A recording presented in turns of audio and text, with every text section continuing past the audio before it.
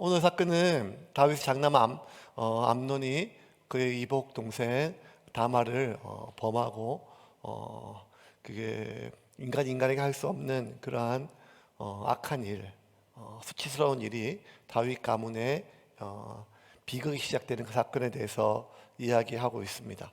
오늘 사건은 인간의 욕망이 어디까지 인간을 망칠 수 있으며 또 어떻게 인간을 망칠 수 있는지를 극명하게 보여줍니다.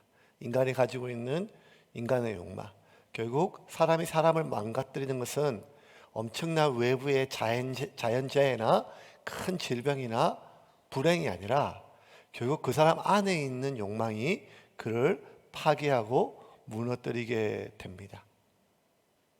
폭탄이 외부에서 터지면, 큰 폭탄이 터지면 내 몸이 상처를 입고 크게 다치지만, 자그마한 폭탄이라도 내 내부에서 터지면 내 온 오장육부가 터지고 결국 죽음을 면치 못하는 것처럼, 우리 내부에서 시작되어 있는 욕망은 결국 그것이 하나님께서 허락하지 않는 그 욕망은 우리의 삶을 깨트리고 무너뜨리고 파멸하게 되는 큰 불행의 씨앗이 되지요.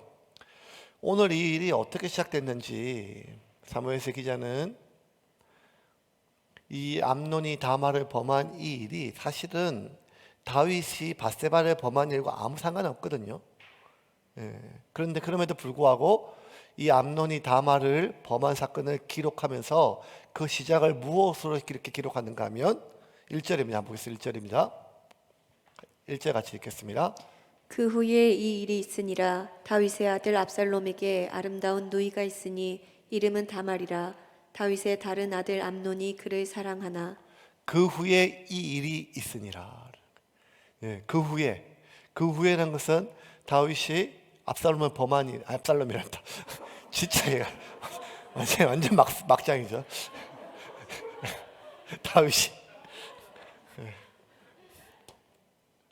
다윗이 밧세바를 범한 그 일, 그리고 1년 뒤에 나단 선지자가 다윗에게 그 일을 직면케 하였고, 한참 뒤에 또, 그러면 굳이 시간이 많이 흘렀거든요.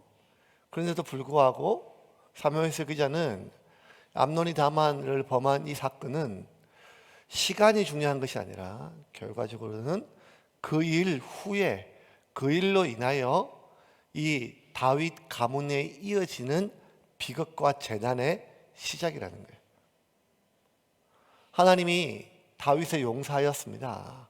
하지만 다윗이 자신이 저질렀던 죄를 하나님께 용서를 받았지만 자신이 저질렀던 일에 대한 책임을 지는 것은 별개의 문제였죠.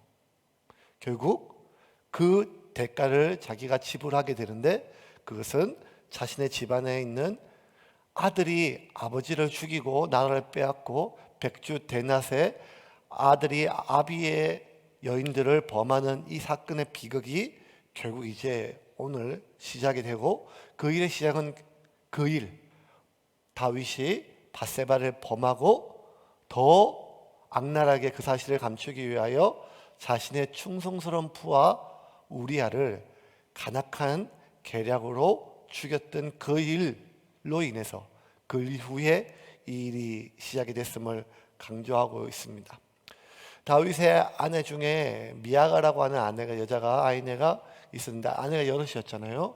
미모가 굉장히 뛰어났어요. 어떻게 알 수 있는가 하면 다윗의 자식 중에 미아가가 낳은 자식들이 특별히 미모가 뛰어났어요. 둘이 있었는데 하나는 압살롬이고 또 아들은 압살롬이고 딸은 다말인데, 압살롬도 이스라엘에서 가장 지금 생각하면 꽃미남, TV에 나오는 막 그런, 머리카락이 얼마나 많은지, 이렇게 헤어가 엘라스틴 해가지고 막 이렇게 하여간 나뭇가지에 걸릴 정도로, 그러니까 그것 때문에 죽었는데, 이렇게 미아가가 이렇게 낳은 아들과 딸이 그렇게 이뻤었는데, 그 다말이 얼마나 이뻤는가 하면 다윗의 장남 암논이 그를 보고 이 상사병에 걸렸어요.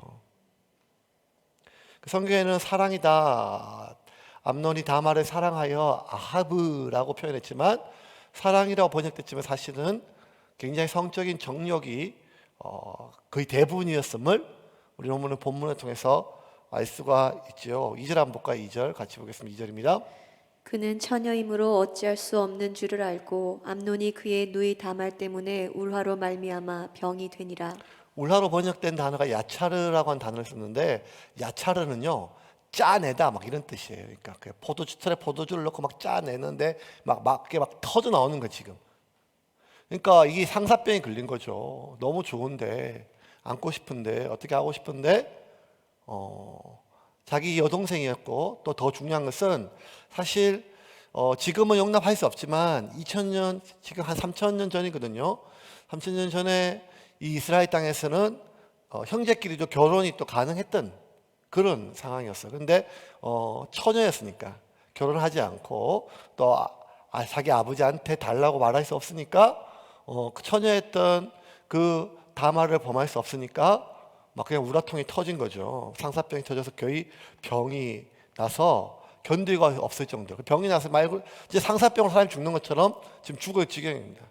그런데 이제 이 암논은 다윗이 이스라엘 통일 이스라엘의 왕이었고 대제국을 만들었는데, 그 다윗의 장자, 이 제국의 왕세자는 얼마나 뛰어납니까? 그러니까 이 다윗의 장남 왕세자의 마음을 얻기 위하여 주변에 얼마나 많은 사람들이 왔다 갔다 하겠습니까? 그 중에 이 사촌, 암논의 사촌 동생 중에 한 명, 요나답이라고 하는 사람이 아주 머리가 뛰어나고 아주 간악한 자가 와가지고, 어찌하여 이렇게 얼굴이 상합니까? 무슨 일입니까? 위하는 척하면서 접근을 하였습니다. 4절 한번 볼까요? 4절 같이 읽겠습니다. 4절 말씀입니다.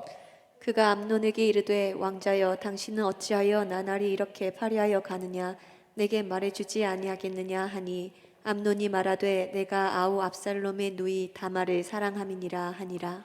자, 사랑함이지만 그 사랑을 넘어서 욕망이었죠. 그런데 파리하여, 진짜 죽어가는 가장 큰 이유는 그의 너무나 간절하고 끓어오르고 터져나온 욕망이 있었는데 충족이 안 되니까 이제 말라가는 거죠. 그런데 욕망이 충족이 안 됐다는 사실이 핵심이 아니라 그 욕망 자체가 금지된 욕망이었기 때문에. 금지된 욕망. 에덴 동산의 선악과처럼 암논은 다윗의 뒤를 이어 이스라엘의 왕위를 이어받을 왕세자이기 때문에 본인이 원하면 모든 것을 할 수 있어요. 말 그대로 1인 지하 만인 지상이에요. 자기가 마음 먹으면 다 자기 것이에요. 다 자기 것이에요. 예. 단 합법적인 절차를 따르면. 예. 예. 아내로 삼으면 되고, 왕세자 빈으로 삼으면 되고, 또 후궁으로 삼으면 되고, 무엇이든지 간에 자기가 원하는 것을 다 할 수 있는, 그러니까 뭔가 하면 다 허용이 돼 있어요. 그런데 문제는 무엇인가 하면 모든 것을 할 수 있음에도 불구하고 금지된 단 하나의 욕망이 자기를 가득 채우니까 자기가 할 수 있는 수천만 가지가 의미가 없어질 수 있는 거예요. 어쩌면 다른 모든 욕구는 자신에게 의미가 없어지고 오직 금지된 욕구 그 하나만이 자기가 자신을 가득 채우도록 이 암논이 허락했기 때문입니다. 그 중독자의 모습이 그래. 중독자, 그죠? 그게 마약이든 알코올이든 쇼핑이든 무엇인지 간에, 아니면 이렇게 단적으로 이렇게 핸드폰이나 이렇게 게임이나. 예. 그러니까 이제 애들 가끔 태우고 이제 어디 멀리 가면 이렇게 막 집사람이 이제 50이 되니까 죄송합니다.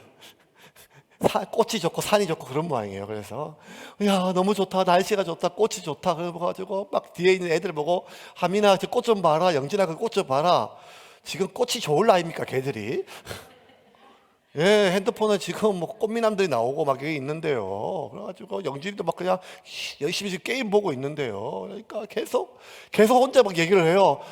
영진아 저것 좀 봐, 저것 좀 봐. 막 얘기를 하는데 그 얘기도 들리지도 않죠. 왜냐하면 이어폰 꽂고 있으니까요.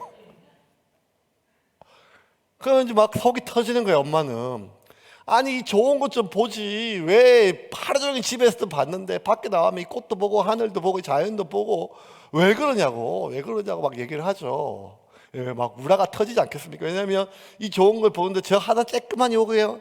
그 뭐 상자에 계속 얼굴 쳐박고 하루 종일 있으니까 얼마나 답답하겠어요. 예.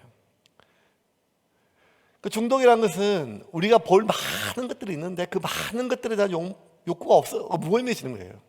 그 많은 것들이 금지된 그 하나에 우리의 가득 욕망을 채우게 되는 것이 그 술이면 술. 예. 사람이 외로우면 사람을 만나야 되고, 배가 고프면 밥을 먹어야 되고, 피곤하면 자야 되고, 억울하면 풀어야 되잖아요. 그런데 화가 나도 술이 땡기고, 슬퍼도 술이 땡기고, 기뻐도 술이 땡기고, 심심해도 술이 땡기고, 외로워도 술이 땡기고, 아무것도 기분이 그럭저럭 지내만 하는데도 술이 땡기는 이런 거면 결국 내 안에 어떤 욕망도, 어떤 욕구도, 어떤 필요도 중요하지 않고 오직 내 안에 가득 채우고 내가 허락했던 그 욕구 자체가 내 모든 욕망을 채우게 하는 것. 이거는 여러분 단순히 중독이 아니라 인간에게 처음으로 이 세상에 죄가 들어왔을 때부터 사탄이 세상과 사람을 파괴시키는 하나의 시스템이라는 거예요. 선악과는요, 선악과 자체, 그 과일 자체가 아주 독성이 강한, 강력한 영적인 독성 뭐 이런 게 아니라 인간의 금지된 욕망이죠. 하나님께서 모든 동산나무에 있는 모든 실과는 먹게 하셨는데 사단이 아담 보고 그거를 먹으라고 하는 순간, 유혹하는 순간 그것에 대한 집착이 가득 차니까 오직 동산 전체에 가득했던 수천 개, 수만 개의 과실은 그에게 의미가 없어지고 오직 선악과만 보암직하고 먹음직스럽게 그를 가득 채우도록 그가 허락했다는 거예요. 여기서 비극이 시작이 되지요. 현재 나에게 허락된 것, 내가 할 수 있는 모든 것들을 무의미하게 느끼게 만듭니다. 무의미하게. 예. 놀라운 것은 이게 뭐 시대적 어려움이고 인간의 어떤 고통은 상대적일 수밖에 없지만 30년, 40년 전에 50년 전에 그 시기를 살아갔던 사람들은 훨씬 더 힘든 시기를 겪었거든요. 먹지 못하고 제대로 공부하지 못하고 제대로 사람 대접을 못했고 그럼에도 불구하고 열심히 일하고 살았던 많은 시기들이 있었기 때문에 모든 것이 풍족함에도 불구하고 살 소망이 없다고 생각하는 많은 사람들을 어쩌면 좀 안타까워 여기는 것은 단순히 세대 차의 문제가 아니라 먹을 게 있고 내가 잘 데가 있고 입을 것이 있음에도 불구하고 내가 다른 사람보다 못하다고 느껴지면 그 하나가 나를 불행하게 만들고 나를 비참하게 내 스스로를 채울 수 있는 것. 그래서 놀라운 것은 소득 수준이 올라갈수록 점점 영유아의 사망률이 떨어질수록 기아와 기근의 문제가 해결되면 해결될수록 더 많은 사람들이 불행을 느끼고 자살을 결심하는 가장 큰 이유는 어쩌면 인간은 자신에게 허용되어 있는 수많은 것들에 대해서 욕망하지 못하게 만드는 것이 죄의 가장 치명적인 무기라는 것입니다.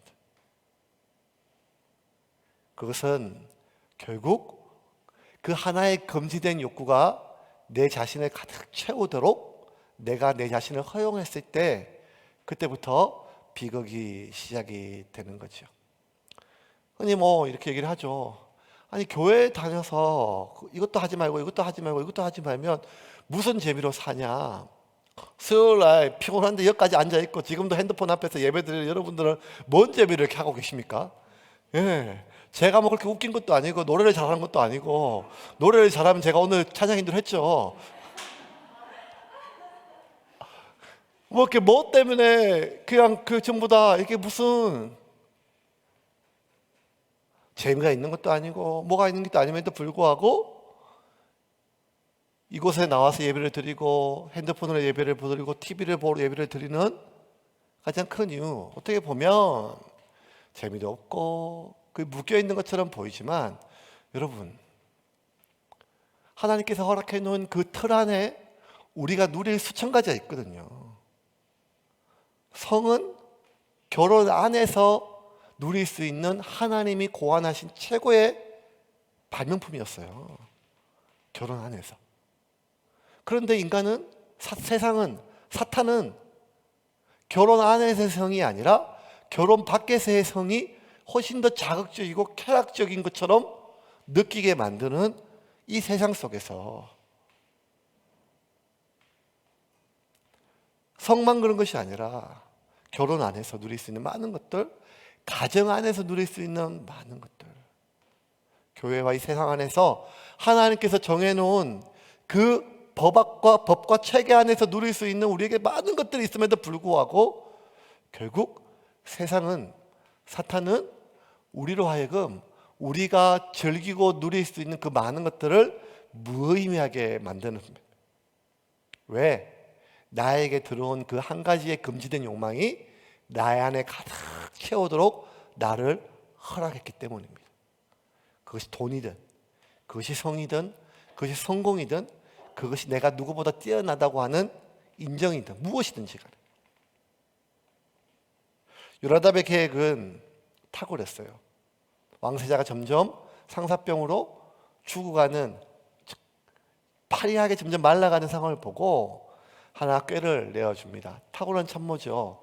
그 뭐 어렵냐, 그냥 너 아프다고 얘기하고 너 아픈지 지금 다 아니까 아버지한테 얘기해서 동생 다말이 와가지고 맛있는 음식을 좀 해서 잘 먹이면 그거 먹으면 좀 힘이 나겠다라고 아버지한테 좀 부탁을 해라. 그러면 아버지가 다말을 보내주지 않겠나?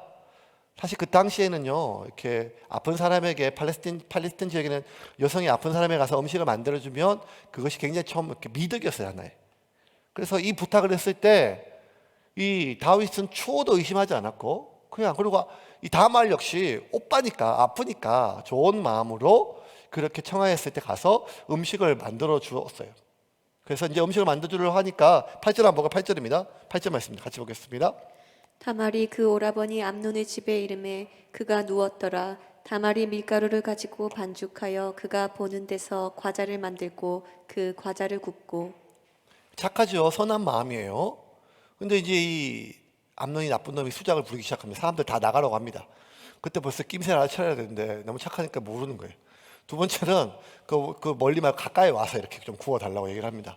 지금 같으면 벌써 이놈이 수작인 걸 다 알 수 있겠죠. 예. 그런데 어쨌든 순수한 마음으로 가서 아프니까 더 이제 먹고 기운 차리라고 하는데 그 순간 강제로 범하려고 합니다. 나는 동침하자. 범하려고. 내가 너 사랑한다. 너 없이 못 살겠다. 그렇게 하자 깜짝 놀래가지고 이 다말이 이 암논에게 짐승으로 변해버린 오빠에게 사람으로 돌아올 수 있도록 그의 이성과 그의 가치관이 원래대로 지금 다 마취됐거든요. 다 마취돼서 욕망으로 마취돼 있어서 그의 이성과 그의 가치관이 다 마취되어서 자기 동생인 것도, 이러면 안 된다는 것도, 자기 아버지 딸이란 것도, 그냥 자기 앞에 있는 이 여자가 자기의 모든 가치관이 막 파괴되니까, 마취되니까 내 욕망의 수단으로 보이지 내 아버지 딸로 안 보이는 거예요. 내 여동생으로 안 보이는 거예요. 그러니까 이 다말이 필사적으로 암논에 마취된 이 가치관과 이성을 회복시키려고 막 사정을 하고 논리적으로 막 설명을 하고 막 얘기를 합니다. 달래기도 하고. 12절과 13절입니다. 같이 읽겠습니다. 그가 그에게 대답하되 아니라 내 오라버니여 나를 욕되게 하지 말라. 이런 일은 이스라엘에서 마땅히 행하지 못할 것이니 이 어리석은 일을 행하지 말라. 내가 이 수치를 지니고 어디로 가겠느냐. 너도 이스라엘에서 어리석은 자 중에 하나가 되리라. 이제 청하건대 왕께 말하라. 그가 나를 내게 주기를 거절하지 아니하시리라 하되. 이거 보면 압살롬이나 다말이나 굉장히 똑똑한 것 같아요. 이렇게 두 구절로 압축해 놓았지만 요약해 보면 굉장히 탁월하고 그 정신을 좀 번쩍 들게 하는 말이에요. 12절 13절 다시 한번 띄워주세요. 첫 번째는 뭔가 하면 나를 욕되게 하지 말라는 거예요. 나를. 이거 나를 이렇게 내가 살 수가 없다는 거예요. 두 번째는 이런 일은 이스라엘에 마땅히 행하지, 이거 사람이 할 짓이 아니라는 거예요. 이스라엘에서. 세 번째, 이거 얼마나 어리석은 일이냐. 이렇게 되면 너 어떡하려고 그러냐. 너 왕세자가 다 누릴 수 있는데 다 포기할 거냐. 왜 이렇게 사람이 어리석냐. 그리고 내가 이 수치를 지고 어디로 가겠냐? 내가 왜냐하면 결혼하지 않고 내 몸이 범해졌을 때 3,000년 전 이스라엘에서 어떻게 되겠어요? 왕의 딸 공주라 할지라도 평생 수치로 어디로 시집을 가겠어요? 어리석은 자 중에 하나가 되리라. 그러면 그러면 청하건대 왕께 말하라. 그가 나를 내게 주기를 거절하지 아니하시리라. 그러니까 뭐 아주 불법은 아니었으니까 그 당시의 관행으로 봤을 때 그렇게 합법적인 절차를 가지라는 거예요. 그런데 아무리 이성을 살리려고 해도 안 되는 거예요. 여러분 우리가 TV에서 보면 아니 어떻게 사람이 인두껍을 쓰고 저런 일을 할 수가 있지? 뭐 그런 일이 너무 비일비재해서 이제 막 말도 안 되는 상황이 많잖아요. 저는 또 상담을 하니까 정말 말도 안 되는 그런 상황들을 아주 들을 때마다 막 방사능에 오염된 것처럼 막 그 고통스러운 그런 말들이 많거든요.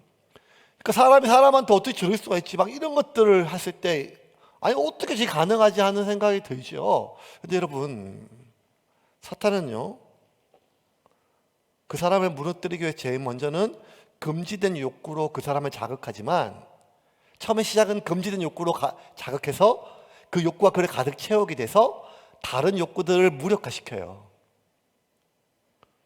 두 번째는 뭔가 하면 완전히 그를 첫 번째 유혹하기 위해서는 금지된 욕구로 그를 자극해요. 유혹하기 위해서. 그런데 그를 이제 완전히 파괴하려고 마음을 먹으면요. 그 다음 단계는 뭔가 하면 더 강력한 욕구로 그를 자극하는 게 아니라 그가 가지고 있는 기존의 가치관들을 다 파괴시켜요. 마취시켜요. 인간의 가치관, 형제의 가치관, 그리스도인의 가치관, 성도의 가치관, 그것들을 다 파괴시켜요. 그러면 더 강력한 세균을 주입시켜서 그를 죽이는 것이 아니라 인체에 그 사람이 가지고 있는 면역 체계를 파괴하여서 작은 것으로도 파괴되게 만들어요. 지금 여러분 코로나가 이렇게 무섭지만 코로나 이전에 제일 무서웠던 전염병은 뭔가 하면 에이즈였어요. 에이즈, 그죠? 에이즈. 평생. 근데 여러분 에이즈라고 하는 것은 후천성 면역 결핍증이라고 하는 그 증상이고요. 신드롬이라고 하는 증상이고요. 그 바이러스 이름은 HIV 바이러스예요. HIV 바이러스는 뭔가 하면 인체에 들어오면 인체가 가지고 있는 면역 세포를 파괴해요. 그럼 면역 세포를 파괴되면 감기가 걸려도 죽고 폐렴이 걸려도 죽고 염증이 있어도 죽는 거예요. 사소하게 며칠 앓고 지나가면 다 살 수 있는 사소한 거지만 면역 체계가 깨지면 결국 죽죠. 그래서 HIV로 죽는 것이 아니라 그것이 감염되고 나면 다른 질병으로 죽는 게 그 무서운 병이거든요. 똑같은 거죠. 이 저주받은 병처럼 처음에 우리에게 들어왔을 때는 사소하거나 아니면 심각하거나 어쨌든 강력한 자극적인 욕망으로 우리를 자극하지만 그렇게 우리를 유혹하지만 결국 그 사람이 그리스도인의 정체성까지 포기할 정도로 완전히 파괴되는 건 언젠가 하면 그가 가지고 있는 인간의 가치관, 그리스도의 가치관, 성도의 가치관을 완전히 파괴시킬 때라는 거예요. 그러니 지금 다말이 당신 내 오빠다. 우리 아버지 아들이다. 우리 형제다. 당신 왕세자다. 이스라엘을 다 다스려야 된다. 이걸로 당신이 잃을 게 얼마나 많은가. 뭐 이런 걸 아무리 그가 마취되고 잃어버린 그의 이성과 가치관과 판단력을 회복시키려고 해도 이미 그 안에 가득 채운 욕망과 그 욕망이 그를 계속해서 그 가치관들을 마취시켜서 결국 힘으로 강제로 다말을 범하게 됩니다. 힘으로. 일이 끝났어요. 그리고 15절에 이렇게 얘기합니다. 15절 같이 볼까요? 15절 같이 읽겠습니다. 그리하고 암논이 그를 심히 미워하니 이제 미워하는 미움이 전에 사랑하던 사랑보다 더한지라. 암논이 그에게 이르되 일어나 가라 하니. 이게 참 중요한 구절이에요. 15절에. 자, 강제로 범했어요. 15절 다시 띄워주고 15절 띄워. 그리하고 암논이 그를 더 사랑하더니 더 집착하더니 이게 맞잖아요. 왜냐하면 자신의 왕세자의 직분을 포기할 만큼 자기의 아버지 아들됨을 포기할 만큼, 아니 자신의 인간됨을 포기할 만큼 자기 입으로 사랑한다 그래요. 아하브, 내가 너를 사랑한다 그랬거든요. 그 사랑을 잃었어요, 자기가. 자신의 방식으로. 다말이 얘기했던 사랑의 방식은 절차를 따르자는 거였어요. 아니다. 자신의 방식으로 자신의 사랑을 이뤘어요.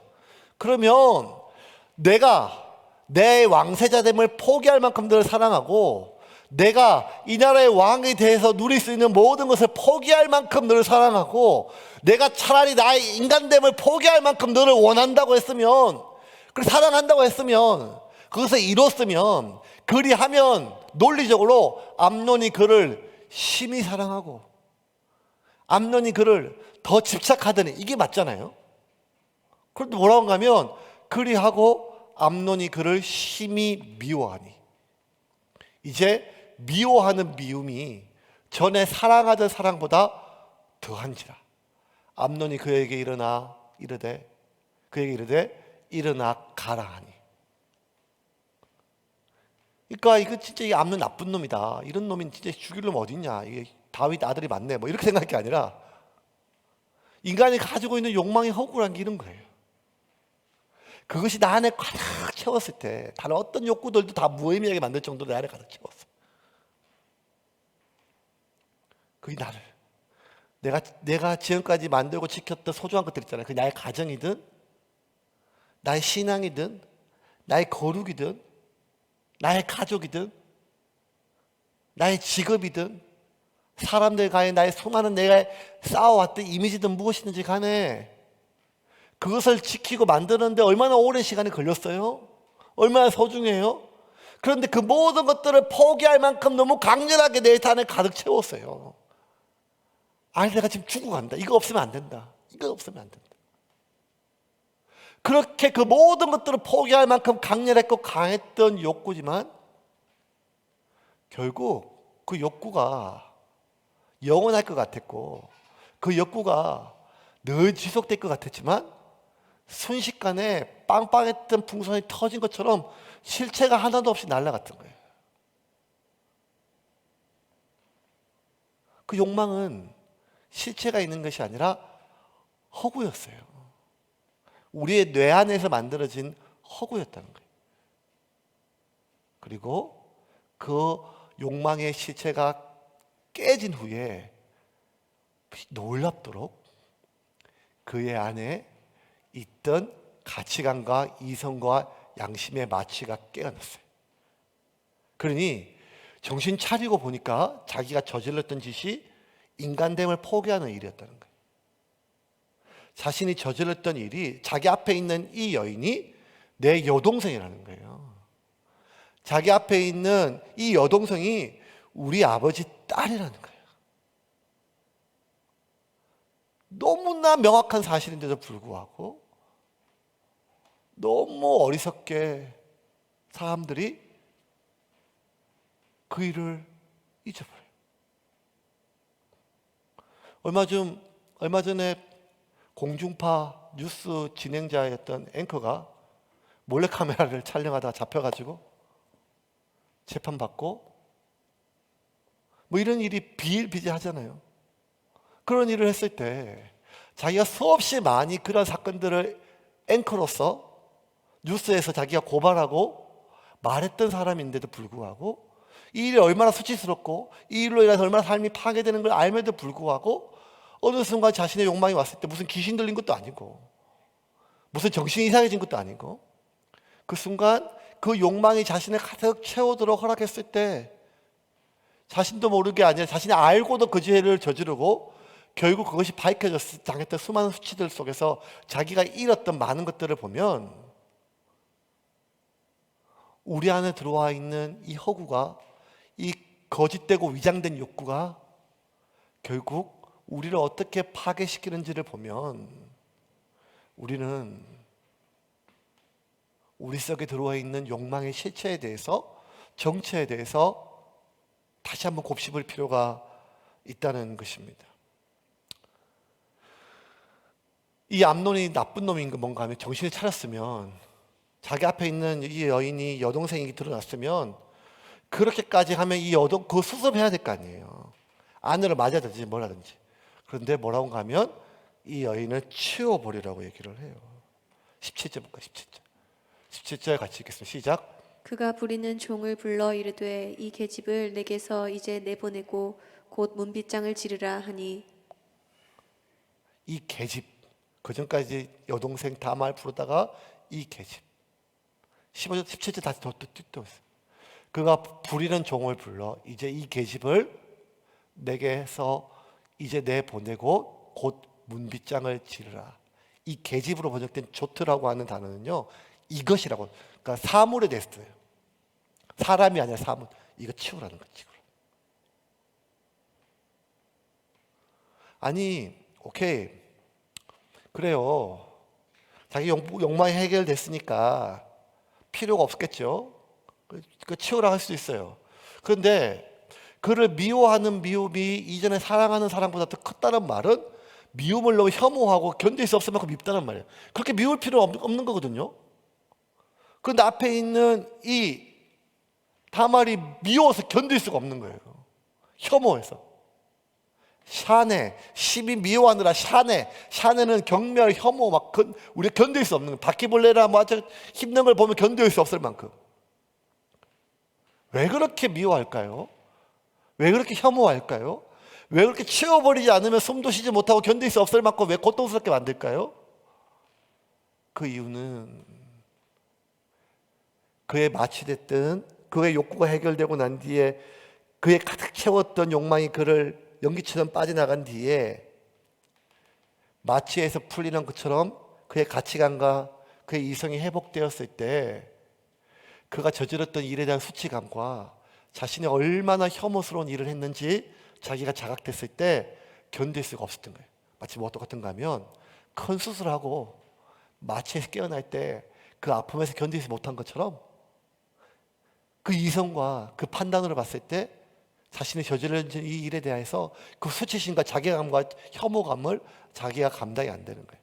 그래서 그 앞에 있는 다말을 보면 미안한 게 아니라 아픈 거예요.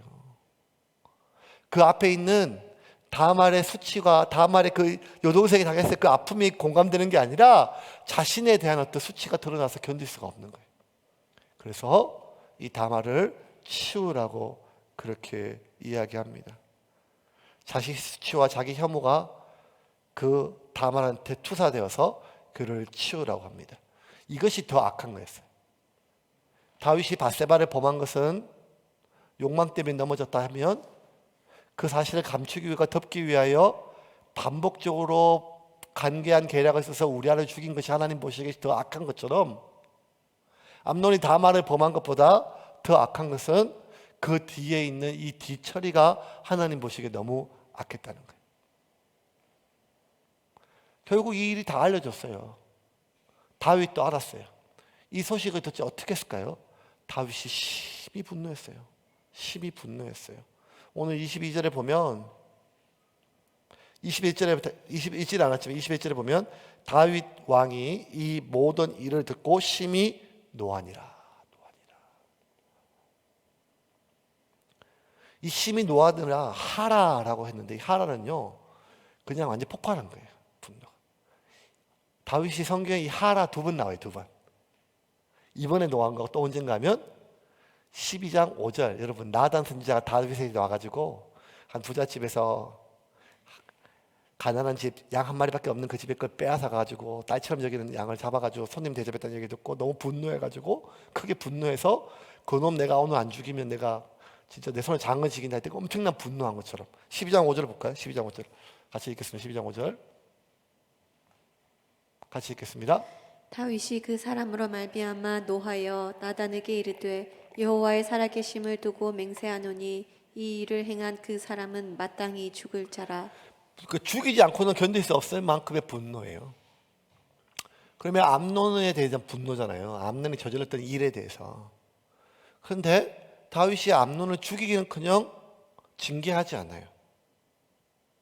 그냥 넘어가요. 22절 구절, 오늘 마지막 구절 제가 읽을게요. 압살롬은 암논이 그의 누이 다말을 욕되게 하였으므로 그를 미워하여 암논에 대하여 잘잘못을 압살롬이 말하지 아니하더라. 어쨌든 그냥 이 암논에 대한 징계가 없이 넘어갔어요. 그리고 결국 이 사건으로 인해서 다말의 누이 오빠 압살롬이 아버지에 대해서 분노해요. 그래서 암논을 죽이고 아버지까지 죽이려고 하고 그 아버지가 자기 여동생이 당했던 일을 자기 아버지의 여인들에게 행하게 됩니다. 이제 좀 말씀을 좀 정리를 하겠습니다. 오늘 사건은요, 그냥 성경에 거룩한 이야기만 나온 게 아니라 이런 치욕적인 일들이 계속 반복돼요. 특히 집안에서 유다와 다말, 시아버지와 며느리, 노아와 딸들, 아버지와 딸들, 형제와 오빠가 여동생을, 뭐 이런 일들이 다 어떤 집에서 일어나는가 하면 믿음의 하나님이 택해 놓았던 선민, 이스라엘 백성, 거룩한 족속, 왕같은 제사장, 하나님께서 뽑았던 그 사람들, 믿음의 가문들 안에서 이런 비극들이 계속 반복되고 그 비극들을 올바로 처리하지 못했을 때 또 다른 비극이 계속 이어지고 죄가 끊어지지 않는 이러한 일들, 이것들은 단순히 다윗 가문과 노아 가문과 유다 가문과 이 모든 가문들은 결국 뭐와 직결되는가 하면 예수님의 조상이 이 가문의 핏줄 속에서 결국 예수님의 족보가 계보가 이어져요. 유다와 노아와 다윗과. 이 말은 인간은 예수님의 보혈로 모든 것을 내 몸을 불살하게 내어줄 수 있을 만큼 헌신적이고 희생적이고 이타적일 수도 있지만 또 한쪽 반면에는 언제든지 짐승의 얼굴을 한 욕망의 노예로 변질될 수 있음을 우리가 알 수 있습니다. 우리에게 좋은 가치관들이 있습니다. 우리에게 좋은 가치관들이 있습니다. 하나님의 기쁨이 되기를 원하고 거룩한 삶을 살기를 원하며 내 삶뿐만 아니라 내 모든 주변에 있는 모든 것들이, 내 인생이, 내 생각과 내 모든 것들이 결국 거룩하게 하나님께 드려지는 거룩한 산제물이 되기를 바라는 우리의 마음이, 그런 가치관이 있습니다. 하지만 우리는 우리 속에 있는 옛사람의 욕망들을 제어하지 못하면 언제든지 우리 속에 침투했던 그 욕망이 내 안을 가득 채우기를 허용한다면 우리는 언제든지 암놈처럼 짐승으로, 아니 인간의 길을 포기하고 성도임을 포기하며 하나님 자녀됨을 포기한 채 세상에 그 허구된 거짓된 욕망이 마치 영원할 것처럼 내 모든 것을 포기하고 그 욕망에 빠져들 수 있는 인간이 바로 우리 연약함이라는 것입니다. 놀라운 것은 사람마다 그 넘어지고 그 안에 그 모든 영적 면역세포를 파괴하고 마취시킬 만큼 강력한 욕망의 포인트가 다 달라다는 거예요. 어떤 사람은 성적인 것이고, 어떤 사람은 돈에 대한 것이고, 어떤 사람은 자기를 인정하는 것이고, 어떤 사람은 자기가 어떤 성적인 것이 아니라 사랑받고 위로받는 것이며, 자기가 어떤 사람인지 날마다 누군가를 이겨야 되고, 아니 반대로 누군가로부터 내가 뒤처지는 것을 못 견뎌야 하고, 이 수많은 욕망의 포인트는 어쩌면 나보다 우리의 뒤에 우는 사자와도 같이 나를 삼키려고 하는 사탄이 나를 훨씬 더 잘 안다는 거예요. 그러므로 우리가 주님의 나라에 가는 그날까지, 주님께서 이 땅에 오는 그날까지 사도 바울이 얘기한 것처럼 내가 예수 그리스도의 보혈로 이미 구원을 받았지만 그럼에도 불구하고 모든 것을 다 이루었다 하는 것이 아니라 날마다 나의 구원을 완성하는 것처럼 날마다 내 자신을 쳐서 말씀과 기도로 내 자신을 거룩함에 복종시키지 아니하면, 우리가 아무리 하나님 앞에 거룩함으로 내 자신을 드린다 할지라도 결국 우리는 욕망의 노예로 전락할 수밖에 없다는 것입니다. 그래서 사도 바울은 디모데에게 보내는 편지에서 이렇게 마지막에 적었습니다. 제가 한번 읽어볼까요? 디모데전서 4장 5절과 6절. 하나님의 말씀과 기도로 거룩하여 지니라.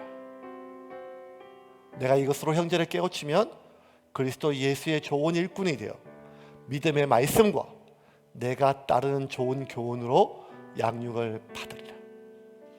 여러분, 하나님의 말씀과 기도로 거룩하여 지니라. 그것이 오늘 우리의 주일 예배를 마친 3일 저녁에, 수요일 저녁에 또 말씀 앞에 기도의 자리에 모인 이유는, 그것이 TV 앞이든 예배당이든 어디든지 간에 우리가 무릎을 꿇고 말씀 앞에 머무는 가장 큰 이유는 오직 말씀과 기도로 우리가 거룩해지기 때문입니다.